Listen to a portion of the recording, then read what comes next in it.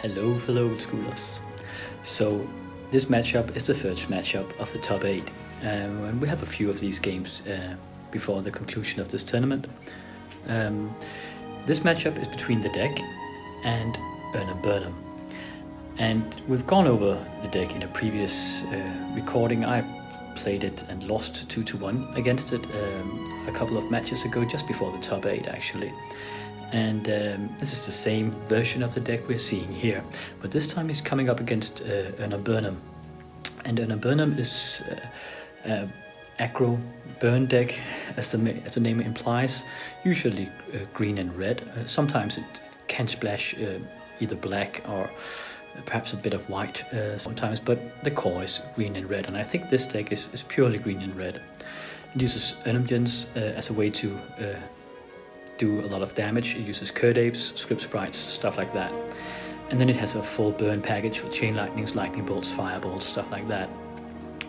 And very aggressive, and I talked about this type of deck earlier. I think it's pretty cool. It's very cool that the Erhnam got this far. I'm not regarding it as a tier 1 deck usually, but in this particular matchup it's pretty good. The Erhnam, I talked about it earlier, that it's one of the decks that has a lot of small ways to hit the deck, like death by 1,000 cuts, like bolting him every so often, getting a lot of small critters out, and doing a lot of small damage, stuff that's barely worth a counterspell or barely worth a Sword to Plowshare on its own. And this strategy is pretty good against the deck, I think, because he only has just enough cards to survive the early game, and then he will try to gain control and get card advantage with the book, and just slowly accumulate that card advantage until he can close the game with a factory or a single beater, and protect that with his counter magic once the opponent's hand is out. But the deck usually, he likes if his opponent has like only a few big plays, so he can counter them or Swords to Plowshare them. But the Erhnam, yeah, even though it's not the same tier as the deck, his method of doing the kill, I think it's pretty good versus the deck, because he might overrun his removal and his counter magic. So we'll see how it goes. This is round number 1 of the top 8. So we are off to the first round between the hyper-aggressive Erhnam deck and the defensive, the deck. And it's the same kind of the deck that I played against a couple of recordings ago, where I lost 2-1. So it's very, very play-tested, and he's a very, very experienced pilot. Both players are, actually, having played their respective archetypes for a long time. Here's the hand of the Erhnam. 2 Cities of Brass, an Erhnam Script Sprite, Lightning Bolt, Chain Lightning, and a Chaos Orb. So he'll take a lot of damage from those lands, but at least his mana fixed, and there's a bunch of creatures he can get out. Okay, Script Sprite hitting the table, turn 1.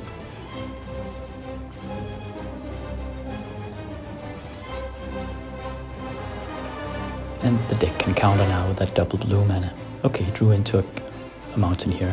Coming over with the Script Sprite, okay, Lightning Bolting it. And there's a Chain Lightning right back. So as said in the introduction to this video, there's a lot of small ways to ping the deck from the Erhnam side here. And that might be a huge advantage for him. It's not worth a counterspell, but there'll be a lot of burn. Okay, Mox Emerald coming out, and there's a factory on the side of the deck here. Okay, Hammerheim. Legendary land. Removes Landwalk. Chaos Orb coming out. Doesn't want to... I think he wants to perhaps draw a counterspell here. I'm not sure. He could have played his Erhnam actually. Chooses not to though. It's a bit puzzling because he needs to keep the pressure up. There's a book. Okay, perhaps he waited for that. He waited for him to... he could care to tap out before getting out the Erhnam. He could chaos off the book now, I think he should. No, okay, he's lightning bolting him instead, that's fine. Perhaps there's a shatter to move the book. I'm not sure, I think he should have chaos stopped it. And then put out an Erhnam in his main phase. Okay, here he comes. Good old Uncle Ernie. Trying to close the game here. And the deck, he really needs that book. That's his primary win con. Slowly accumulating a card advantage and then controlling the pace of the game. Okay, time walking here.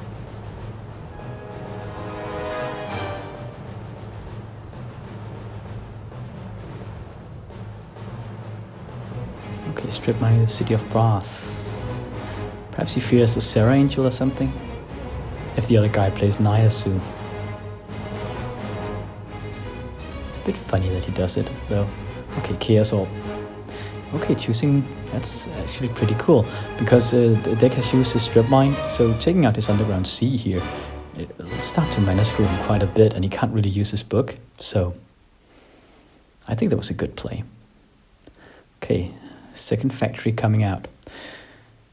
So you can double block the Erhnam and tap one of the factories and trade a factory with an Erhnam, but he doesn't dare to because there's so many bolts on the side of the Erhnam. So if he double blocks in order to kill the Erhnam, he can just bolt one of the factories.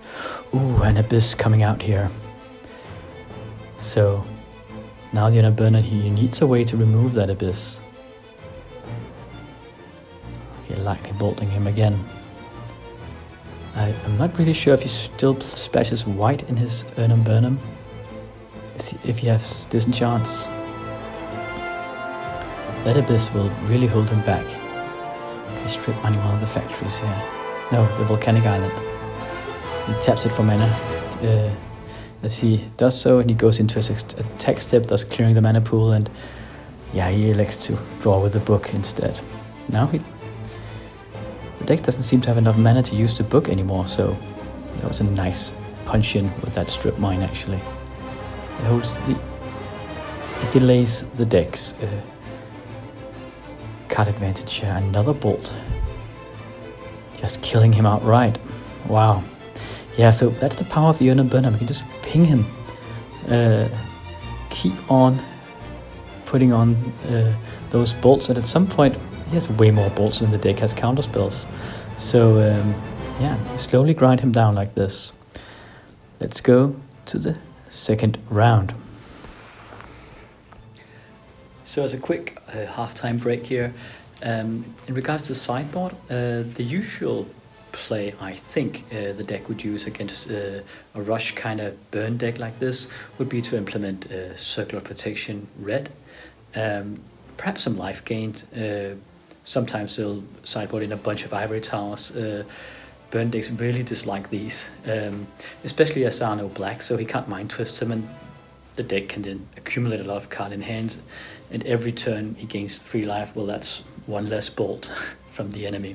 So yeah, burn decks, they don't like that from a control player. Perhaps more creature removal, more Abyss could be a play here if he has them in the sideboard. And perhaps some creatures. Sometimes he takes the Abysses out and then puts a lot of mid-range creatures in. Serra Angel, stuff like that. He could use that in order to perhaps bank on the other guy removing his removal.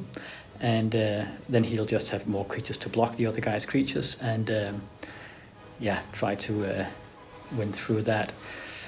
I don't think that's a given in this one. I think Circular Protection red, perhaps a few blue blasts against Blood Moon, and Ivory Towers would be the play I'd do anyway.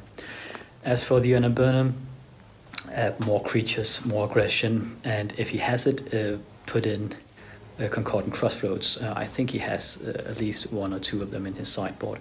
And this is in order to just increase the speed of his attacks, and also as a countermeasure to the Abyss, because he can't remove them, he doesn't have disenchants. And Tranquility, he could use that, but Concordant Crossroads has the added benefit that it'll just remove. There's a lot of tempo in it because you can play it, remove the Abyss, and all your creatures can attack the turn they come in. Your Llanowar elves can produce mana the turn they come in, etc. So it just really increases the speed of your aggro burn deck, and that's what you need against the deck. So I'm betting on perhaps 1 or 2 Concordant Crossroads in this one, but who knows? We'll see. This is round number 2 of this matchup.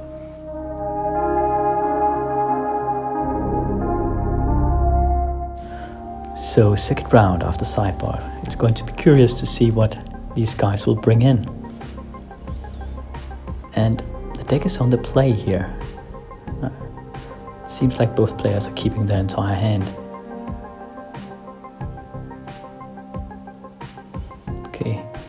Okay, Volcanic Island into Ivory Tower, turn 1. So yeah, that makes sense. Trying to get a lot of life gain here. I did have a hunch that he would likely go this route. It's a very solid way to keep the Erhnam Burnham back and provide more time for the deck here, just gaining a lot of life. At the moment, it just keeps the Script Sprite at bay. He gains a life whenever but now he's pulling slightly ahead. There is that a Golden Pixies though, as the aggro deck is, pulling ahead, but that's a balance. But shouldn't that mean that the deck should, okay, they had the same amount of cards in hand, I presume. Now the factory's coming over, trying to keep the deck down for a bit. Okay, and a Script Sprite. All the creatures are crawling out of the woodwork here. A lot of small critters. And okay, either he's a bit mana starved the deck, or more likely he's just electing to keep more cards in hand, just to get more out of the Ivory Tower. Okay, trying to Ice Storm one of the lands here. Gets countered immediately, so perhaps he is mana starved.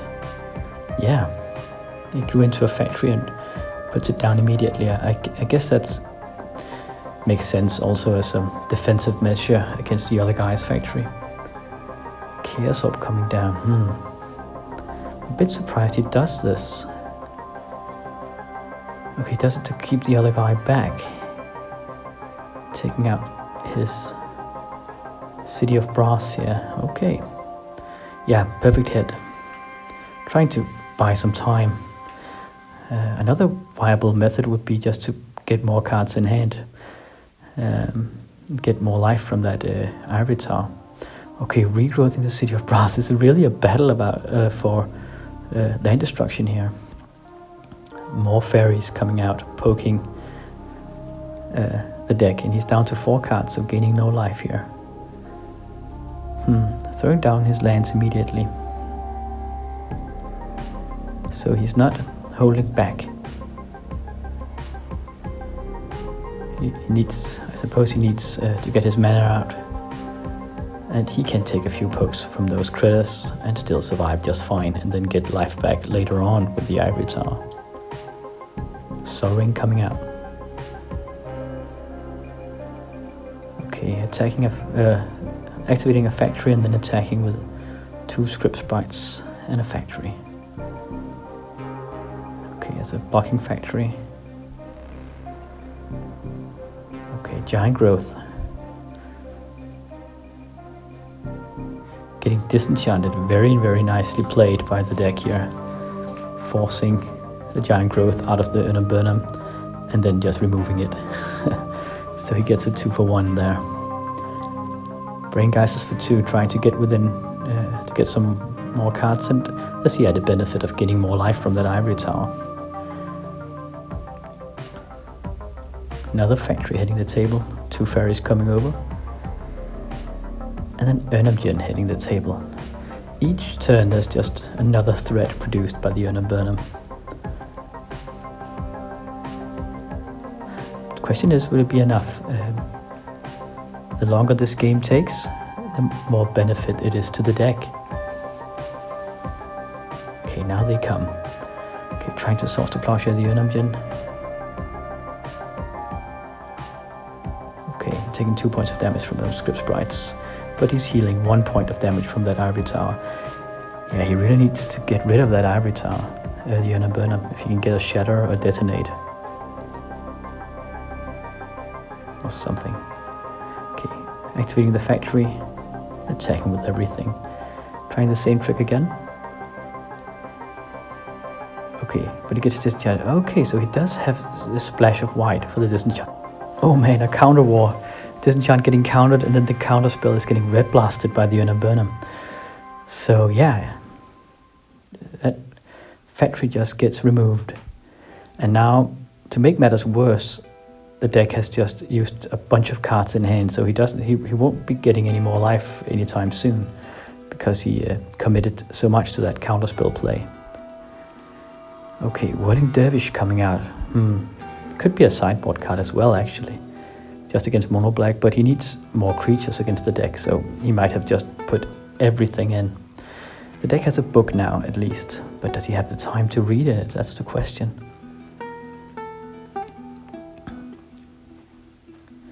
It leads a lot of cards in hand. Ancestral Recall coming out. No red blast. Okay, so now the deck can accumulate a lot of life. Time Walking now. Gaining 2 points of life, so he has 6 cards in hand. Mox Emerald hitting the table here. 5 mana. Oi, fireballing the Whirling Dervish and the Script Sprite. Yeah, it looks like the deck is slowly gaining control here. Getting a lot of 2-for-1s at this point and a lot of card advantage. Oh yeah, okay, that's a big punch. Down to 2 life. Okay, I'll take that back. The Erhnam Burnham is actually within kill range here. Doing 5 points. No, 6 points of damage here. That's Script Sprite and a factory with giant growth.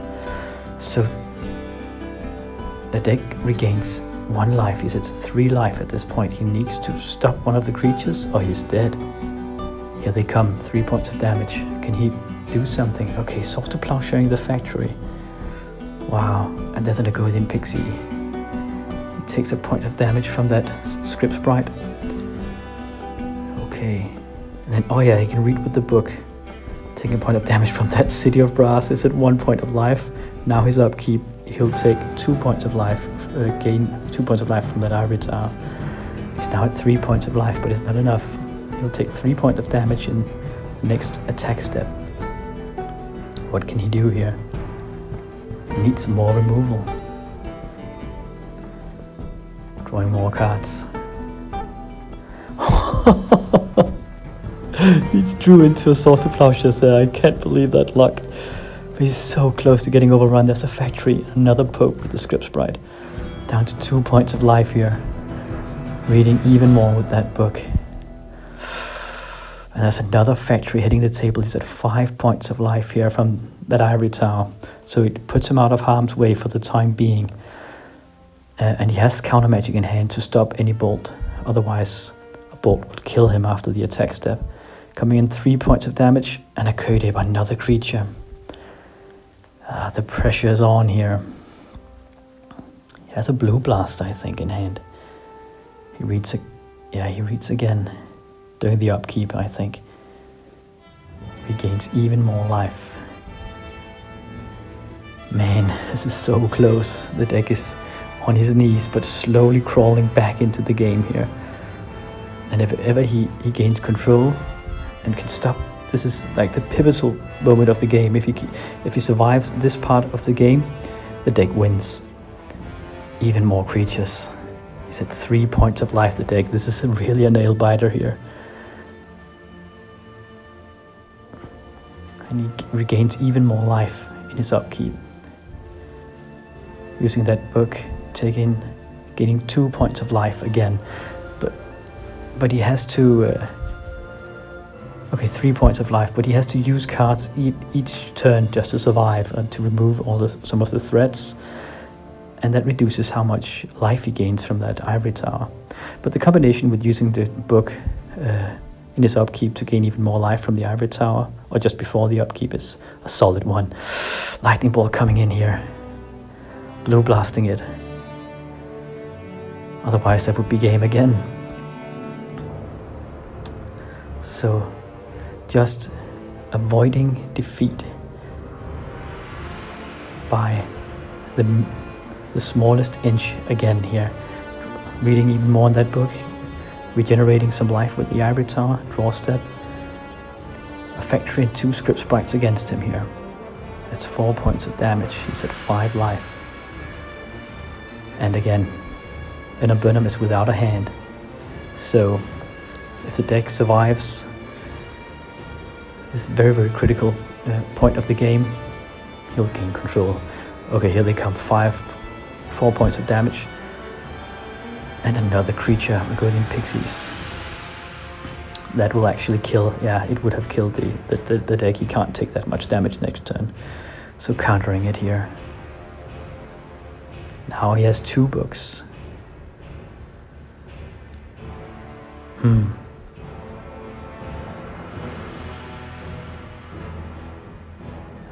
He's really down to the final point of life here. Reading with one of the books. Reading again, just to gain more life. Okay, so now he's in his upkeep. Yeah, he gains a bunch of life here. And a bunch of cards. The problem is that he doesn't have that many lands on tap now because he's using everything he has on those books. Okay, getting out another City of Brass and a Sapphire. Really on the defensive here. Here they come again, 4 points of damage. And berserking one of the script sprites. That's insane, it's down to the smallest of inches again. Just for a single point of damage, he berserks that script sprite and it's enough. It's 5 points of damage then. Countering it, but yeah, that's a City of Brass he has to use for it.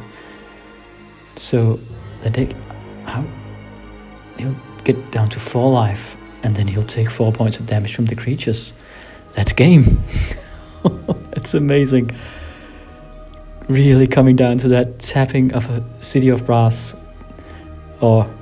and a berserking script sprite for a single point of damage. Really, really a great second round and a great match, this one. So congratulations to Erhnam. He's moving ahead into the finals, I think, at this point. And I think this is the sideboard options they used. A lot of blue blasts and circular protection red and an ivory tower from the deck. So that was within what I imagined he'd do.